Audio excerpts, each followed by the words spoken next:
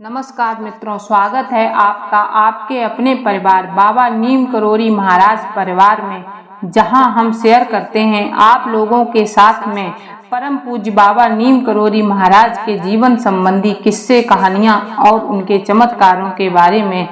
इसी क्रम में प्रस्तुत है आज का अंक।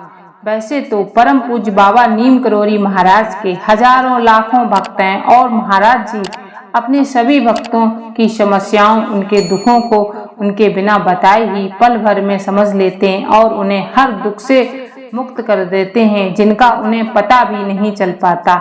एक समय की बात है, बाबा महाराज के एक परम प्रिय भक्त होते हैं केहर सिंह जी।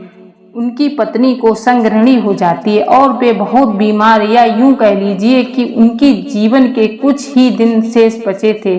कभी भी कुछ भी हो सकता था। उनके पेट में अन्न का एक दाना तक नहीं पच पा रहा था। शरीर सिकुड़कर हड्डियों का ढांचा बन गया था।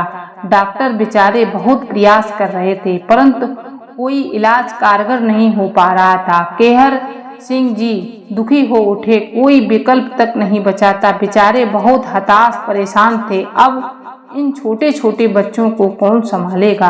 बार बार भगवान को याद करते उनसे दुआ कर रहे थे, शायद कोई करिश्मा हो जाए, पर हर तरफ से निराशा ही निराशा हाथ लगी। तभी श्री आर.पी. वैश्य द्वारा, जो उस समय नैनीताल किसी काम के सिलसिले में जा रहे थे, केहर सिंह जी उनसे कहते हैं कि महाराज जी तक मेरी खबर पहुंचा देना और मेरी पत्नी के बारे में बताना।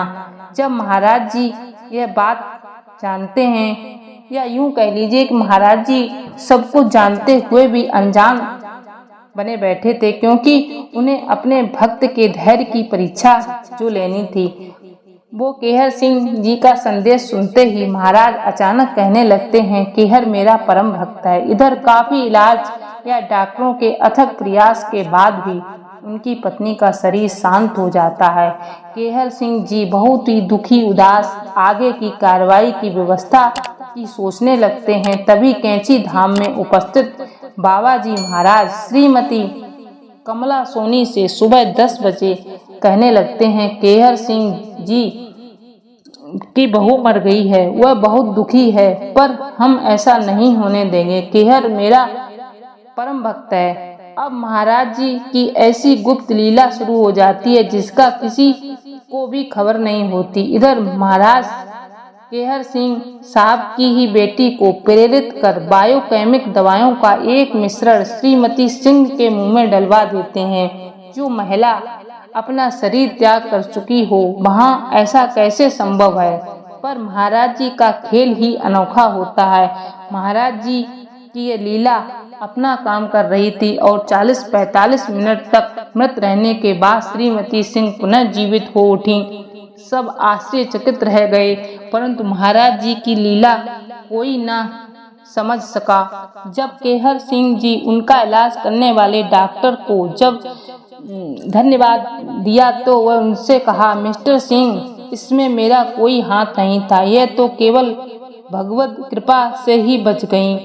इससे भी आश्चर्यपूर्ण घटना जब घटी, जब उस दिन 3:30 बजे शाम केहर सिंह जी को श्री एस.के. चौधरी गौतमपल्ली लखनऊ से फोन मिला कि बाबा जी मेरे घर पधारे हैं और आपको याद कर रहे हैं। केहर सिंह जी के वहां पहुंचने पर ना तो बाबा जी ने उनकी पत्नी के बारे में उनसे कुछ पूछा, न इन्होंने ही उस रोज सुबह हुई घटना का जिक्र किया।